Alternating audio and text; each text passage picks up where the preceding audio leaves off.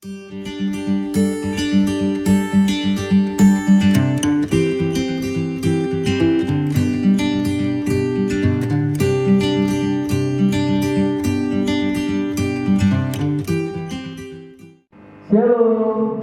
apa kabarnya hari ini?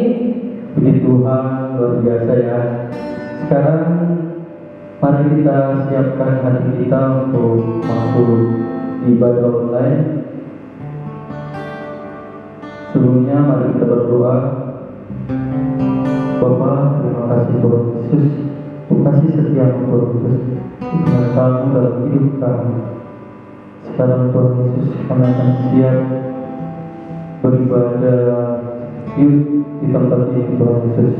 Sertai kami Tuhan, siapkan hati kami Tuhan, sehingga penyembahan kami bisa menyenangkan hati Tuhan, dan biar firman kebenaran Tuhan sampai ke hamba-Nya untuk bisa menerima dalam kehidupan kami. Sekarang kami bersiap Tuhan, sertai kami dalam nama Tuhan Yesus. Haleluya, amin.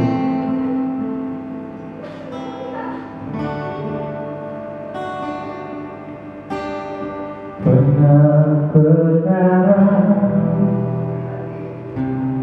yang tak dapat ku mengerti,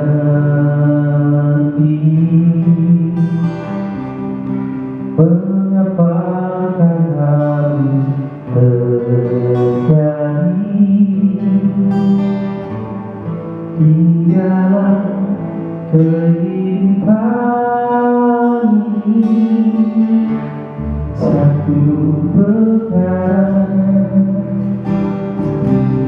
yang ku simpan dalam hati,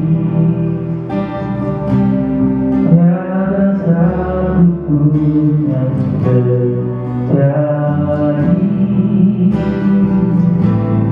tanpa Allah mengerti.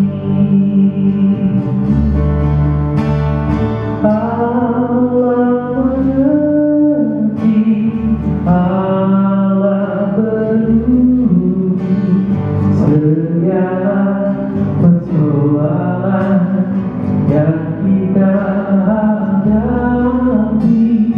Kadang pernah dibiarkannya ku bergumul sendiri, sebab Allah peduli.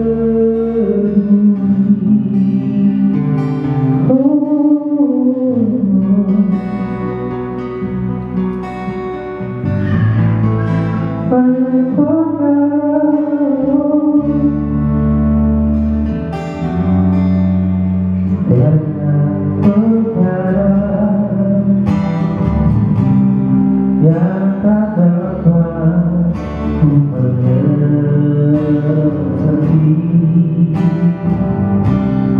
mengapakah harus terjadi di dalam kehidupan ini. Satu perkara yang ku simpan dalam hati, tiada satu pun yang terjadi tanpa Allah peduli. Allah mengerti, Allah peduli segala persoalan yang kita hadapi. Kadang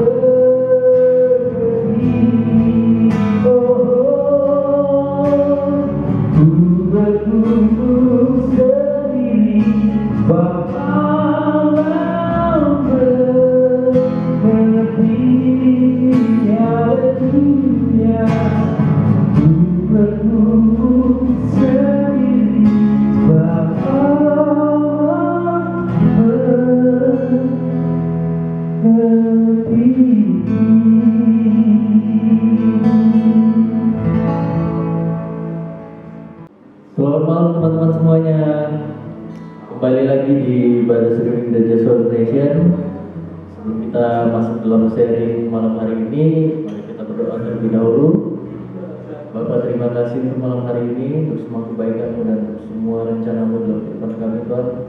Kami percaya, Tuhan, kami bisa melakukan ibadah streaming malam hari ini, Tuhan, semua karena kebaikan-Mu, Tuhan. Yang memberikan kehidupan yang lebih baik dalam kehidupan kami, Tuhan. Rencana-Mu yang selalu baru dalam kehidupan kami, Tuhan. Dan serta hikmat-Mu yang selalu baru setiap hari, Tuhan. Kami percaya, Tuhan, agar hamba-Mu menyampaikan tentang kebenaran firman malam hari ini, Tuhan. Dan hamba hikmat bahwa ya Kau mengertian lebih lagi, Tuhan, agar setiap firman yang disampaikan, Tuhan, menjadi firman yang hidup, menjadi firman yang menguatkan satu dengan yang lainnya, Tuhan. Terima kasih, Tuhan. Kami mulai seri malam hari ini, Tuhan, di dalam nama Tuhan Yesus. Haleluya, amin. Malam hari ini kita akan memulai seri tentang generasi baru harus mengerti hukum Tuhan. Sebelumnya kita mulai dengan perjalanan bangsa Israel yang menuju tanah perjanjian atau tanah Kanaan. Mulai proses yang sangat panjang selama 40 tahun. Seperti pahit, getir, suka dan duka telah dirasakan dan dialami oleh generasi pertama. Tapi sayangnya sebagian besar dari mereka itu, yang termasuk generasi tua, meninggal di padang gurun. Adapun generasi berikutnya adalah generasi yang baru yang tidak mengalami peristiwa tersebut secara langsung, seperti yang telah Tuhan berikan, seperti generasi Joshua yang berhasil masuk ke dalam tanah Kanaan pada waktu itu. Sebelumnya kita buka dulu di Ulangan pasal 4 ayat 9. Di sini dikatakan seperti, tetapi waspadalah dan berhati-hatilah supaya jangan engkau melupakan hal-hal yang dilihat oleh matamu sendiri itu, dan supaya jangan semuanya itu hilang dari ingatanmu seumur hidupku. Beritahukanlah kepada anak-anakmu dan kepada cucu-cicitmu semuanya itu. Jadi di sini dikatakan bahwa kita anak-anak muda itu yang telah dipercayakan sebagai generasi baru yang sudah harus mengerti tentang hukum Tuhan itu, seperti yang telah Musa sampaikan itu, mengajarkan kembali hukum-hukumnya pada generasi yang baru, karena mereka tidak tahu asal-usul peraturan dari hukum Tuhan yang diberikan untuk dilakukan. Musa hendak menegaskan kepada mereka bahwa tidak ada ilah lain yang patut disembah selain Tuhan yang hidup, yang telah menuntut bangsa Israel keluar dari Mesir. Sebab bangsa yang besar manakah yang mempunyai Allah yang demikian dekat kepadanya seperti Tuhan. Setiap kali kita memanggil kepadanya, Musa juga mengingatkan tentang adanya ikatan perjanjian antara Tuhan dan umat Israel. Tuhan telah mengambil kamu dan membawa kamu keluar dari dapur kuburan besi dari Mesir untuk menjadi umat miliknya sendiri, seperti yang terjadi sekarang ini.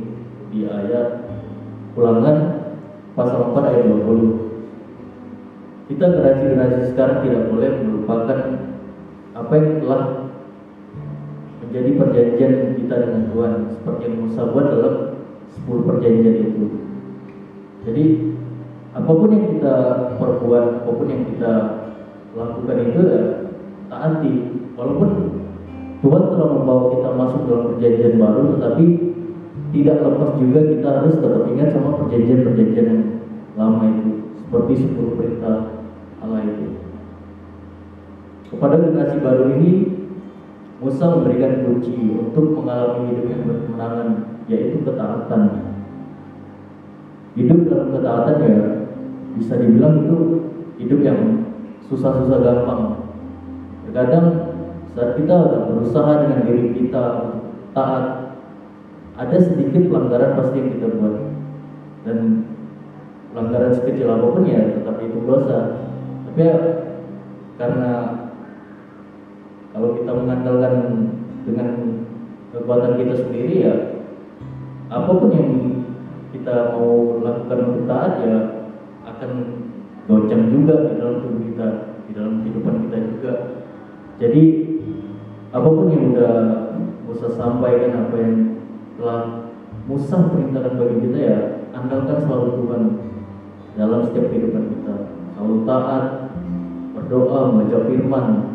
Itulah kunci-kunci yang udah Tuhan berikan untuk kita selalu. Kita belajar taat. Dan ada juga di Ulangan pasal 3 ayat 22. Bila umat Israel menaati hukum-hukum Tuhan, Tuhan akan menunjukkan penyertaannya dan berperang mengganti mereka. Saat kita melakukan menaati hukum-hukum Tuhan itu, apapun masalah yang ada di dalam kehidupan kita, apapun masalah yang terjadi di dalam kita, apapun yang rintangan jalan di depan sana pun, kita bakal bisa tetap berjalan dengan proses-proses yang ada. Karena kita berjalan bersama Tuhan, bukan berjalan membuat kita sendiri. Jadi apapun yang mampu kita lakukan, apapun yang bisa kita lakukan untuk saat ini, ya jangan berjalan itu menyimpang dari apa yang Tuhan telah berikan jalan untuk kita. Terus berjalan, terus ikuti Tuhan. Biarkan Tuhan yang memimpin di depan kita. Jangan pernah letakkan Tuhan itu di belakang kita, karena kita tak akan bisa memimpin diri kita sendiri. Tapi letakkan Tuhan, biar Tuhan yang memimpin. Dan saat kita terjatuh pun Tuhan yang akan mengangkat kita kembali. Selalu letakkan Tuhan di depan. Pertama Roh Kudus, minta terus sama Roh Kudus. Dengarkan suara Roh Kudus, dengarkan suara Tuhan. Apa yang menjadi keinginan Tuhan, bukan apa yang menjadi keinginan kita. Lakukan apapun yang Tuhan mau, bukan yang kita mau. Selalu ada segala sesuatunya itu yang kita mau.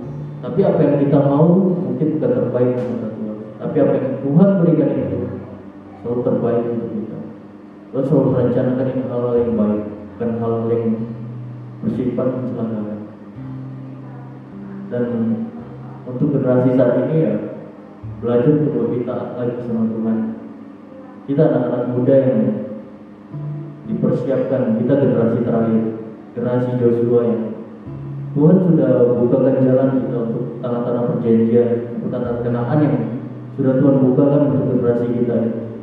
Jadi apapun segala sesuatunya, biarkan anak-anak muda ini menjadi anak-anak muda yang kuat, yang tangguh, menjadi anak-anak muda yang bisa menerobos. Seperti firman Tuhan yang minggu lalu disampaikan sama Suryana itu tentang terobosan. Bagaimana kita bisa menerobos segala benteng-benteng yang masih menghalangi kehidupan kita. Gimana tentang penerobosan hal-hal yang masih membelenggu di depan kita. Jadilah anak-anak muda yang bisa menerobos, membuat terobosan, membuat hal-hal yang baru, inovasi-inovasi yang baru. Menjadi anak-anak muda yang mungkin sering galau atau mendengarkan lagu-lagu yang bersifat lagu-lagu kesedihan yang bisa membuat hati malah hancur, malah membuat hati itu ya semakin terbawa suasana dengan lagu itu. Tapi sebaliknya kita lakukan, dengarkan pujian-pujian yang membangkitkan, pujian-pujian yang membuat hati kita tuh menggebu-gebu untuk lebih lagi kita mendekat sama Tuhan. Bukan berarti kita tidak boleh melakukan hal-hal yang ada di dunia itu. Kita tetap masih hidup di dunia, tapi intinya tetap selalu ingat Tuhan. Ingat apa yang telah Dia firmankan, ingat apa yang telah Dia sampaikan dalam kehidupan kita masing-masing. Mungkin kita yang terlahir dari keluarga-keluarga yang mungkin bisa dibilang keluarga yang bukan dari Kristen atau keluarga-keluarga yang di luar Tuhan. Tapi kita percaya segala sesuatunya, kalau kita itu sudah mengenal Yesus, sudah mengenal Tuhan, apapun yang menjadi tantangan dalam kehidupan kita, apapun yang telah menjadi hal-hal yang ada di kehidupan Tuhan, yang telah Tuhan singkapkan, yang Tuhan telah simpan di hati kita, ya lakukan. Semuanya itu ya bukan pribadi untuk orang lain, dilihat ya itu untuk kita sendiri. Gimana hubungan kita dengan Tuhan, gimana hubungan kita dengan sesama, gimana hubungan kita dengan maupun yang misalnya yang sudah bekerja dengan relasi, bukan yang mungkin saat ini masih sedang bersekolah dengan teman-teman sekolahnya, atau yang sedang berkuliah dengan rekan-rekan kuliahnya. Nah itu bangun lagi pribadi.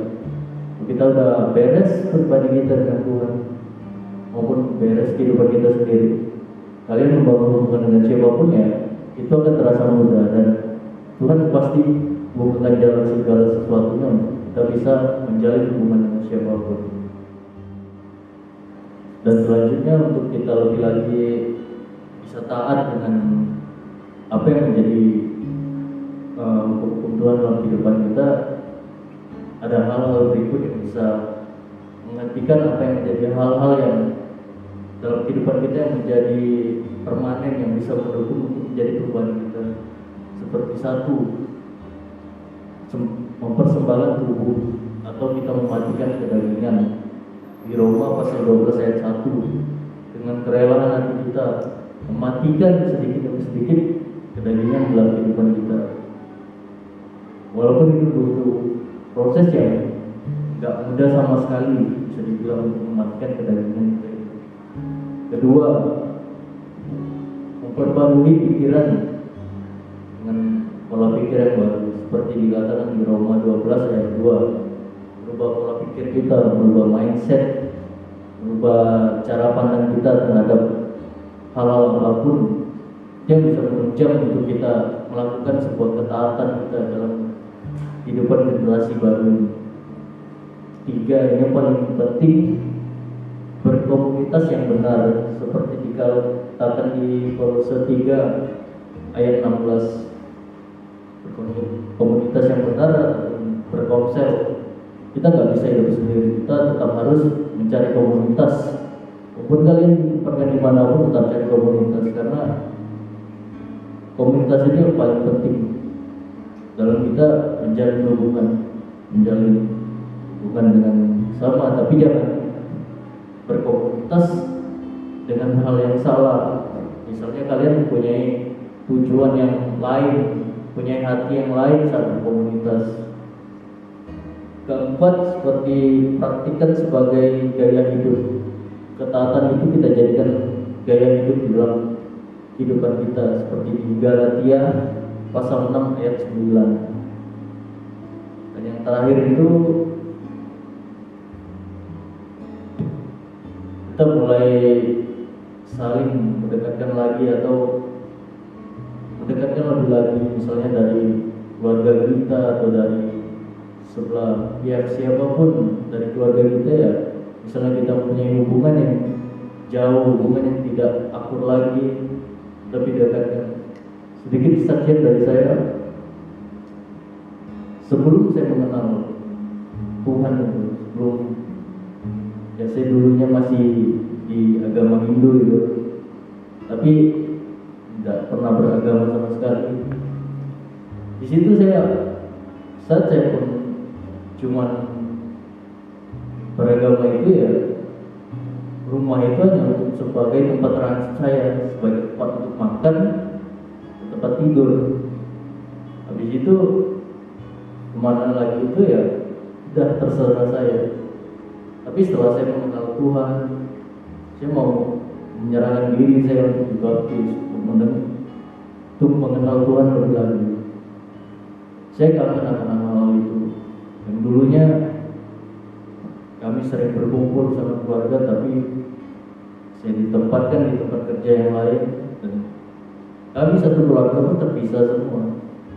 Seperti adik saya di mana, saya sendiri, dan keluarga lainnya di mana. Itu ya hal yang dirindukan.